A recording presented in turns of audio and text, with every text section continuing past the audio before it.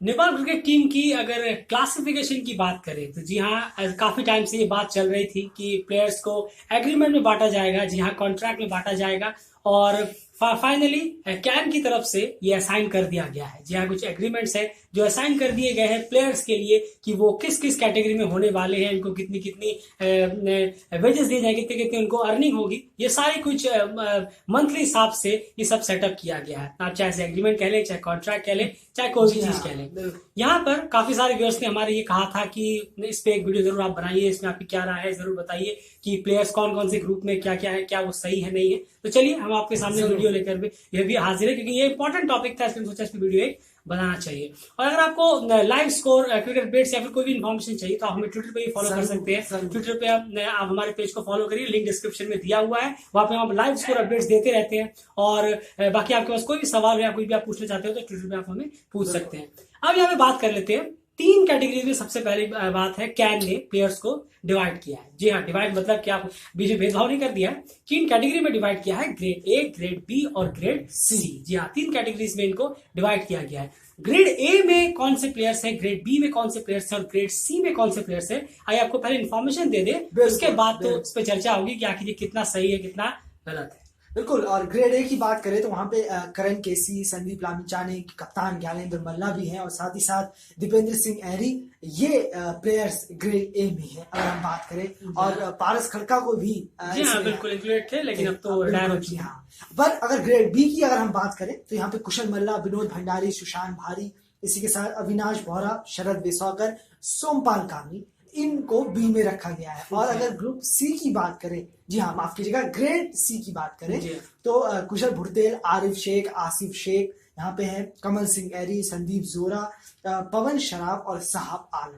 तो ये हैं ग्रेड ए, बी, सी के प्लेयर्स। जी हाँ, जैसे आपने स्क्रीन पे भी देखा होगा, ग्रेड ए, ग्रेड बी और ग्रेड सी। जी हाँ, ये तीन सेक्शंस में बांटे गए हैं प्लेयर्स को और ये ग्रेड दिया गया है। अब आप में से कुछ लोग शायद ये सोचेंगे कि आखिर ये ग्रेड ए बी सी का मतलब क्या है, क्या इनमें डिफरेंस होगा। जी हाँ, डिफरेंस इसमें ये है कि ग्रेड ए में जो है उन्हें 50,000 पर मंथ मिलने वाला है। जी हाँ, ग्रेड बी में जो है उन्हें 40,000 पर मंथ मिलने वाला है और ग्रेड सी में जो है उन्हें 30,000 पर मंथ मिलने वाला है। जी हाँ, जाहिर सी बात है कि ए सबसे हाईएस्ट होता है, उसके बाद जैसे नीचे जाते हैं तो जो कैश है या फिर आप वेजेस कह लें, चाहे अर्निंग है, वो धीरे धीरे लो होती रहती है। ये तीन कैटेगरीज में डिवाइड किया गया है, कैन की तरफ से असाइन किया गया है। अब सबसे बड़ी बात है, कैन ने ये चीज जैसे असाइन की तो प्लेयर्स को इसके बारे में इन्फॉर्म किया कि आप एग्रीमेंट को जल्द से जल्द साइन कर लीजिए ताकि इसे हम ऑफिशियली कर सकें। तो जब कैन ने प्लेयर्स के सामने ये बात रखी तो कई सारे प्लेयर्स उसमें से चलिए उन्होंने वो सहमत भी हुए, ठीक है हम कर देंगे, और कई सारे प्लेयर्स ने डिससेटिस्फैक्शन भी जताया है। जी हाँ, वो सेटिस्फाइड नहीं है। उन्होंने कहा था कि उन्होंने ये चीज कही कि हम एक बार एग्रीमेंट को देखना चाहते हैं, पढ़ना चाहते हैं। ठीक है, तो जब उनको प्रोवाइड कराया गया, उनमें जितने लोगों ने कहा था इनको प्रोवाइड कराया गया कैन की तरफ से, तब उन्होंने वहां पर जस्ट वो उस पर सेटिस्फाइड नहीं हुए। कैन पूरी बात आखिर है क्या, बिल्कुल क्यों सेटिस्फाइड नहीं? बिल्कुल, ज्ञानेंद्र मल्ला ने भी कहा था कुछ बातें, ज्ञानेंद्र मल्ला ने कही पहले कि इससे हमारे प्लेयर्स कुछ सेटिस्फाइड नहीं है, लेकिन साथ ही साथ और बात निकल के आई कि दीपेंद्र सिंह एरी जो कि वाइस कप्तान है, उन्होंने फिर खुल के कहा कि जी हाँ मुझे ये सही नहीं लग रहा, सेंट्रल माफ कीजिएगा कॉन्ट्रैक्ट है वो सही नहीं लग रहा। उसके बाद जी हाँ यहाँ नहीं रुका, फिर सोमपाल कामी ने भी इस पे हामी भरी कि हाँ मैं अपने जो मेरा ग्रेड जो दिया गया है, जो कॉन्ट्रैक्ट दिया गया है, मैं उससे खुश नहीं हूँ।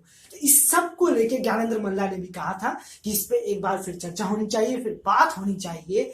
अब क्या होगा क्या नहीं होगा वो सब आगे की बात है, लेकिन अभी तक टिल डेट अभी तक तो यही कॉन्ट्रैक्ट है और यही सारे प्लेयर्स इस कॉन्ट्रैक्ट में हैं। जी हाँ, ये सारे प्लेयर कॉन्ट्रैक्ट्स में हैं। और सबसे बड़ी बात यह है कि सोमपाल कामी, ज्ञानेंद्र मल्ला और दीपेंद्र सिंह एरी, इन तीनों ने इस पे आपत्ति जताई है और कहीं ना कहीं ये बताया है कि इससे हम सेटिस्फाइड नहीं है पूरी तरीके से। और सबसे बड़ी बात यह है कि ज्ञानेंद्र मल्ला जो कि खुद कैप्टन है, जी हाँ कैप्टन है, और दीपेंद्र सिंह एरी जो वाइस कैप्टन है, वो अगर सहमत नहीं है तो कहीं ना कहीं कुछ ना कुछ तो अब देखना होगा कि उनके लिहाज से, उनके माइंडसेट से क्या ऐसा लग रहा है कि ये सेटलमेंट ठीक नहीं है। ओवरऑल अगर अब हम नेक्स्ट टॉपिक की तरफ बढ़े तो वो सेक्शन क्या होना चाहिए?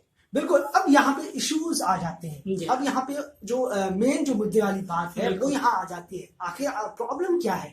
आखिर अगर आप देखेंगे, सबसे पहले हम यहाँ बात कर लेते हैं कि जो सोमपाल कामी की अगर हम बात करें, उनको ग्रुप बी में रखा गया है। सबसे पहले आप इसे गौर करिए, सोमपाल कामी को ग्रुप बी में रखा गया है, ए में उन्हें नहीं डाला गया है। बिल्कुल, और इसी बात से वो नाखुश हैं, क्योंकि वो अपने जो ग्रुप है उनसे वो नाखुश है। सोमपाल कामी को बी में रखा गया है और ए में नहीं। बिल्कुल। अब इसके पीछे आप सोमपाल कामी को चलिए राय है, लेकिन क्या सोमपाल कामी सच में ए डिजर्व करते हैं? आयन, आप समझाएं। बिल्कुल, क्यों नहीं डिजर्व करते हैं? बिल्कुल करते हैं। इतने टाइम से वो खेल रहे हैं, हर T20 खेल रहे हैं, ODI खेल रहे हैं, अपने अपने दौरों में भी अगर कोई एक्स्ट्राज टूर होते हैं, वहां पे कोई डोमेस्टिक टूर होता है मान लीजिए किसी क्लब से या किसी से भी, वहां पे भी वो पाए जाते हैं। वो खेलते हैं हर मौकों पे। तो मुझे नहीं लगता, ये सवाल यहाँ नहीं होना चाहिए।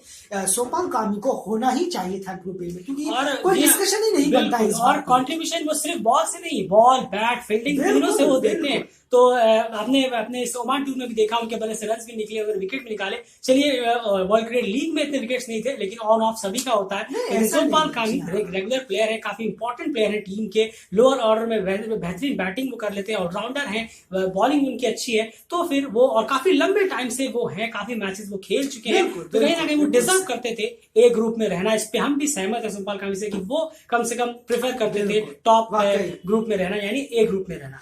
यहाँ पर अगर दूसरे की बात करें तो जी हाँ, ज्ञानेंद्र मल्ला ने जो डिससेटिस्फैक्शन जताई है उसके बारे में क्या कहेंगे? बिल्कुल, ज्ञानेंद्र मल्ला ने जो कहा है कि अब यहाँ पे थोड़ा सा और आ जाता है। रोहित पुड़ैल के बारे में उन्होंने कहा, गुलशन झा के बारे में उन्होंने कहा है, लेकिन ये नहीं कहा है कि इनको डालो अंदर, ऐसा कुछ नहीं कहा है। उन्होंने कहा है कि रोहित पुड़ैल क्यों नहीं है, गुलशन झा क्यों नहीं है। और ये बिल्कुल अपने आप में क्वेश्चन खड़ा करता है। अब यहाँ पे थोड़ा समझने की बात है। ये हमारा विजन आपको बताते हैं कि रोहित पुड़ैल और गुलशन झा क्यों होने चाहिए या क्यों नहीं होने चाहिए, अब आपको पता। अब एक चीज गौर करने की है, ये फ्यूचर प्लान है, ठीक है, हम फ्यूचर प्लान अब इससे लेके आते हैं। अब ये थोड़ा सोचने वाली बात है। आपने गुलशन झा को अपने एक दौरे में लिया है, टूर में लिया, चलिए ठीक है, आपने ले लिया, तो आपके दिमाग में तो ये है कि चलिए ये फ्यूचर प्लान है। अगर फ्यूचर प्लान है तो आपको उन्हें कोई ना कोई कॉन्ट्रैक्ट देना होगा, उन्हें रखना होगा। क्यों? अब इसका एक एग्जांपल देखिए, वो टीम में खेल रहे हैं, आ रहे हैं, आप उनको टीम में लेके आ रहे हैं, तो आपको खिलाना होगा। और खिलाना होगा तो फिर आपको कॉन्ट्रैक्ट देना होगा। आप उन्हें कॉन्ट्रैक्ट से बाहर नहीं रख सकते, भले ही आप उन्हें सी में रखें या बी में रखें। बी में तो नहीं, सी में जरूर रखिए, लेकिन नहीं रखना। और रोहित कुमार पुड़ैल के साथ भी एग्जैक्ट सेम हुआ, विदाउट रीजन। बिल्कुल, रोहित कुमार पुड़ैल की अगर हम बात करें तो उनका परफॉर्मेंस हमने देखा वर्ल्ड क्रिकेट लीग में राउंड 6 में, खास करके उनकी बल्ले से काफी अच्छे परफॉर्मेंस निकले। मिडिल ऑर्डर में वो काफी मजबूती देते हैं। ये तो बात परफॉर्मेंस की हो गई, लेकिन जब वो खेल रहे हैं टीम में और उनका योगदान आपने देखा, उनका कंट्रीब्यूशन देखा, उनकी कैपेबिलिटी आपने देखी, वो किस तरह के प्लेयर है, वो डेफिनेटली सबसे पहले तो वो एक कॉन्ट्रैक्ट डिजर्व करते थे। जी हाँ, और अगर कॉन्ट्रैक्ट होता तो मेरे हिसाब से उन्हें बी में रखना बिल्कुल सही होता। आपको ये भी देखना होगा कि वो किस लेवल के बैट्समैन है, किस डाउन आ रहे हैं, कितना योगदान उन्होंने टीम में अब तक दिया है। रोहित कुमार पुड़ैल बिल्कुल डेफिनेटली डिजर्व करते थे कॉन्ट्रैक्ट लिस्ट में, और पूरी तरह से वो बी में होने चाहिए थे। क्या कहते हैं आप? और उसके बाद यहाँ पर एट द एंड तो नहीं, यहाँ पर कहेंगे कि दीपेंद्र सिंह ऐरी को लेकर भी कुछ है कि वो नाखुश है दीपेंद्र सिंह ऐरी को लेकर। इसमें आपकी क्या है? नहीं, देखिए, सबसे पहले तो यहाँ पर क्लियर होना होगा कि अगर आप प्लेयर को अपने साथ लेके जा रहे हैं, आप अपने साथ पूरे through out the series, through out the tournament, अगर आप वो आपके साथ थ्रू आउट द एयर अगर वो आपके साथ हैं, तो फिर आप ये नहीं चलेगा कि आप उन्हें कॉन्ट्रैक्ट से ज्यादा महरूम रखें या ज्यादा देर तक उन्हें टीम में ही ना लें, कॉन्ट्रैक्ट में ना लें। ये सब चीजें ठीक नहीं है। इसको देखना चाहिए था जब कॉन्ट्रैक्ट निकाला गया। खासकर गुलशन झा और रोहित पुड़ैल का ही शौक करता है।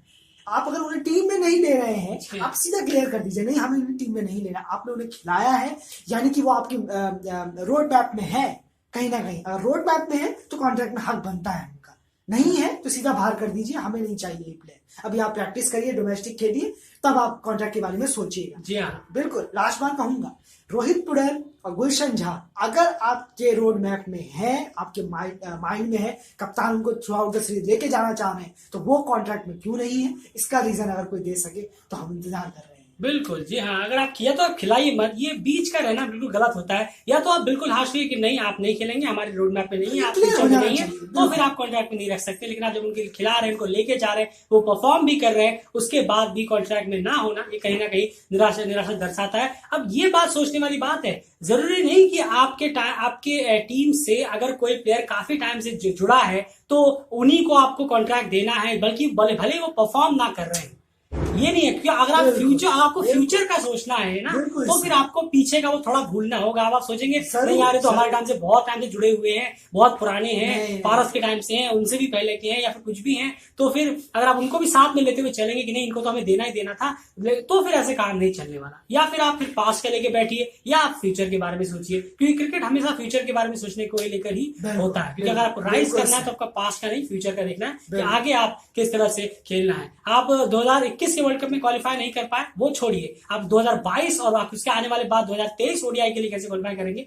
वो सोचने वाली बात होती है। तो इसी तरह से ये प्लेयर्स की क्लासिफिकेशन है। दीपेंद्र सिंह ऐरी के बारे में जानना चाहूंगा, क्या वो ए में रहने लायक है, भले ही वो वाइस कैप्टन है फिर भी, क्योंकि ये बहुत लोग शायद हमसे सहमत भी ना हो, लेकिन इस पे क्या रहा है यार? देखिए दीपेंद्र सिंह ऐरी का ए में फिलहाल अभी ऐसे सिर्फ वीसी है बोल के ए में रखा गया सम्मान देने के लिए। ये एक लाइन जा रहा है, एक लाइन ये भी वहां बनता है, लेकिन एक यहाँ पे ये है कि दीपेंद्र सिंह ऐरी को अभी फिलहाल मौका देना चाहिए, बिल्कुल देना चाहिए। वाइस कप्तान है, ये तो लाइन परफेक्ट जा रही है। अगर वो वाइस कप्तान नहीं होते तो खतरा यहाँ मंडराता उनके एक बी में होते, बिल्कुल। लेकिन उनको मौका यहाँ ए में है, वो बिल्कुल ठीक है, ए में देना चाहिए। लेकिन एक सवाल मेरा यहाँ पे ये खड़ा होता है कि विनोद भंडारी या शरद वैश्वेकर में से यहाँ ये हमारा पॉइंट ऑफ व्यू है कि यहाँ पे किसी एक को रोहित पटेल की जगह पे यहाँ नीचे होना चाहिए था, ये हमारा मानना है। विनोद भंडारी या शरद वैश्वेकर में से, चलिए अभी नहीं है कोई बात नहीं, लेकिन आने वाले टाइम में भी अगर आप इन्हें कैरी ऑन करेंगे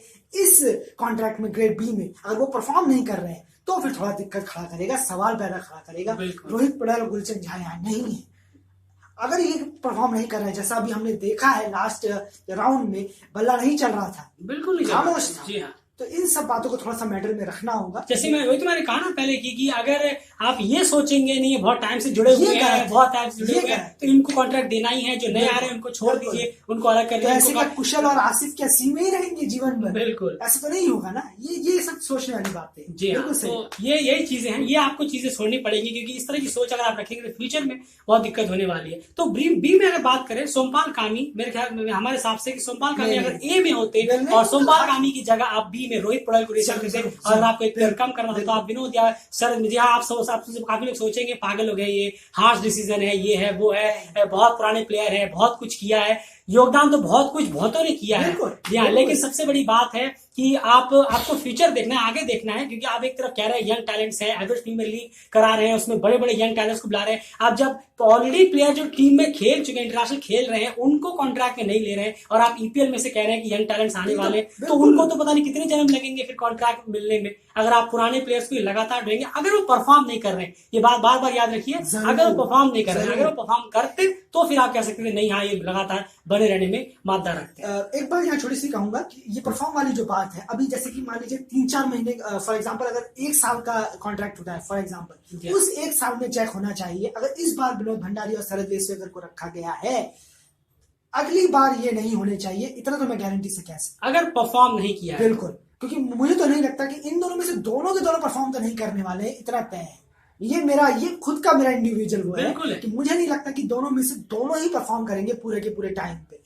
एक जने अगर नहीं कर रहा है तो उसको तुरंत कॉन्ट्रैक्ट से नीचे कर देना चाहिए, बी से सी में डिग्रेड कर देना चाहिए, ना कि उसे बी से ए में भेज देना चाहिए। अब ये देखना होगा कि नेक्स्ट कॉन्ट्रैक्ट जब भी होगा दिसंबर के बाद, उसके बाद किस तरह से चीजें यहाँ पे रखी जाती हैं। क्योंकि आप एक तरफ अगर आपका विजन है यंग टैलेंट्स को अपनी टीम में लेके आना, उनको बढ़ावा देना, दूसरी तरफ आप ये नहीं कर सकते कि रोहित और गुलशन को बाहर रख के और आप कह रहे हैं कि आप यंग टैलेंट्स को बढ़ावा दे रहे हैं, प्रमोट कर रहे हैं, ये समझ नहीं आ रहा। फिर तो ईपीएल के जो लड़के हैं, जो प्लेयर्स हैं, जो अभी तक डेब्यू का इंतजार कर रहे हैं, उनको तो कॉन्ट्रैक्ट पता नहीं किस जन्म में मिलेगा, भले उनका डेब्यू हो जाए। क्योंकि कॉन्ट्रैक्ट लिस्ट बहुत इंपॉर्टेंट है, क्योंकि कॉन्ट्रैक्ट अग्रीमेंट को लेकर बहुत पहले से चर्चाएं चल रही थी कैन में, और जब ये चीजें आई हैं, अप्लाइड हुई है, असाइन हुई हैं, तो इसमें भी कहीं गौर करने की जरूरत है। जो भी बॉडीज ने सिलेक्ट किया उनको थोड़ा सा ध्यान देने की जरूरत थी यहाँ पर, क्योंकि आपको ये भी देखना होगा ना कि परफॉर्मेंस किसकी किस तरीके से है। सिर्फ नाम के दम पे, पुराने हैं कि बोल के दम पे आप इस टीम में उनको नहीं भर सकते। बहुत लोग हमसे सहमत नहीं होंगे, वो उनकी राय है, वो उनकी पर्सनल राय है, लेकिन यहाँ पर जो हमें लगता है वो हमने आपके वीडियो में रखा है। बिल्कुल, एक छोटी सी बात यहाँ मैं बताऊंगा सेंट्रल कॉन्ट्रैक्ट से रिलेटेड। अगर कोई सोच रहा है कि ये क्या बकवास कर रहे हो आप, ऐसे प्लेयर्स को बोल रहे हो, श्रीलंका, वेस्ट इंडीज और बांग्लादेश का आप कॉन्ट्रैक्ट उठा के देखिए, उसमें नाम देखिए पिछले 2-3 सालों में किसको डिग्रेड किया गया, किसको अपग्रेड किया गया है। फिर आपको ये साबित हो जाएगा कि अरे यार ये कमाल है, इस प्लेयर को इतना नीचे भेज दिया था इन्होंने। अब हैरान हो जाएंगे वो सब नाम सुन के। तो जरूर देखिए। बिल्कुल। अगर आप चाहते हैं हम बनाए तो जरूर इस पर पूछिएगा, हम पूछ सकते हैं आप लोग कौन थे कौन नहीं थे। बिल्कुल है, आप अगर नाम अच्छे देखेंगे हैं। तो आपको हैरानी हो जाएगी कि ऐसे ऐसे प्लेयर डिग्रेडेशन हो गया है उनका खराब खेलने के चक्कर में। बिल्कुल। और 2016 में वेस्ट इंडीज वर्ल्ड कप जीता था, उससे पहले भी जी हाँ काफी बहुत, सारे बहुत कॉन्ट्रैक्ट में फेरबदल किया गया था, बड़े बड़े बिल्कुल। नामों को दरकिनार किया गया, उनको डिग्रेड किया गया और सैमी ने अपनी टीम बनाई। उसके बाद बहुत सारी चीजें होता इन्वॉल्वमेंट रहा हुई, है। बहुत सारे स्टाफ्स को चेंज किया गया, यंग क्रिकेटर्स को लेके आ गया, रिजल्ट आपके सामने है। और अफगानिस्तान ने भी शुरुआत के दौर जी में हाँ, ऐसे किया बिल्कुल। 2016 में। चीजें आपको बदलनी पड़ेंगी। अगर आप 1980 के जमाने का मेथड लेके अभी भी चलेंगे कि हमें सबको लेके चलना है, फिर ये बहुत मुश्किल हो जाएगा। क्योंकि आप एक तरफ या तो आप यंग टैलेंट को प्रमोट करने की बात करिए, या फिर आप इस तरह की चीजें कर सकते हैं। दोनों में से एक हो सकता है, दोनों एक साथ तो नहीं हो पाएगा। अगर एक साथ होगा तो किसी न किसी के साथ तो नाइंसाफी होनी ही है। सबसे बड़ी बात, जो परफॉर्म करे सिर्फ उन्हीं को रखिए, जो परफॉर्म नहीं करे आप उनको आउट रख सकते हैं। बिल्कुल। क्यों, सबसे बड़ी बात ये है। और सबसे हाँ एक चीज और कि यंग टैलेंट्स हैं, एक दो मैच खेले हैं परफॉर्म नहीं किया तो आप ये नहीं कह सकते इन्होंने परफॉर्म ही नहीं किया इसलिए आउट है। बिल्कुल, कॉन्ट्रैक्ट के बेस पे आप तो वेट करिए कम से कम। बिल्कुल। हम ये नहीं कह रहे हैं कि कॉन्ट्रैक्ट चल रहा है और धक्के मार के जी हाँ, निकाल बिल्कुल। दीजिए, ऐसा बिल्कुल नहीं। जहाँ बिल्कुल जितना आपने टेन्योर रखा है बिल्कुल। उसमें कंप्लीट जी करिए। हाँ। जब अगली मीटिंग हो उसमें बस, आप बैठ कर बिल्कुल डिसाइड सही। कीजिए कि किसने कितना खेला है। ऐसा अगर होना कोई चाहिए। प्लेयर जरूर। 40% से ज्यादा योगदान नहीं दे पाया है टीम को तो आप उनको बिल्कुल आउट कर सकते हैं या फिर डिग्रेड कर सकते हैं। फिलहाल वीडियो में इतना ही। बने रहिए क्रिकेट चैनल के साथ। ट्विटर पर भी फॉलो जरूर करिए, वहां पे अपने सवाल आप पूछ सकते हैं हमसे। वहां पे live score, cricket updates, cricket news, सारी अपडेट्स वहां पे आपको जरूर। लगातार मिलती रहती है। बाकी यहाँ तो वीडियोस के लिए हम लगातार आपके सामने हाजिर होते हैं। चैनल को सब्सक्राइब जरूर कर दीजिए, बिल्कुल काफी करिए। इंपॉर्टेंट है। सारी अपडेट्स और सारी बातें वेस्ट क्रिकेट से रिलेटेड बेबाकी से यहाँ पे रखने की पूरी कोशिश करते हैं। वीडियो को प्लीज एफर्ट के लिए लाइक जरूर करिए, अपनी राय भी रखिए, बिल्कुल जरूर। अलग होगी, हमारी आपकी राय अलग राय होगी, जरूर रखिए। बिल्कुल की राय जरूर रखिए। ये चैनल ही बनाया है स्ट्रीट क्रिकेट की बातें हो सके, बिल्कुल। ये नहीं कि हमारा आप सहमत हो और हम आपको नहीं, मलाई लगाएं हाँ, या फिर हाँ, आप हमारी बात पे हाँ में हाँ भरे, ऐसा नहीं है। यहाँ बिल्कुल। डिस्कस हो, कोई ऐसी जगह तो हो यूट्यूब में या सोशल मीडिया पे जहाँ पे स्ट्रीट क्रिकेट को जम के डिस्कस किया जा जरूर। सके। फिलहाल वीडियो में इतना है, बाय।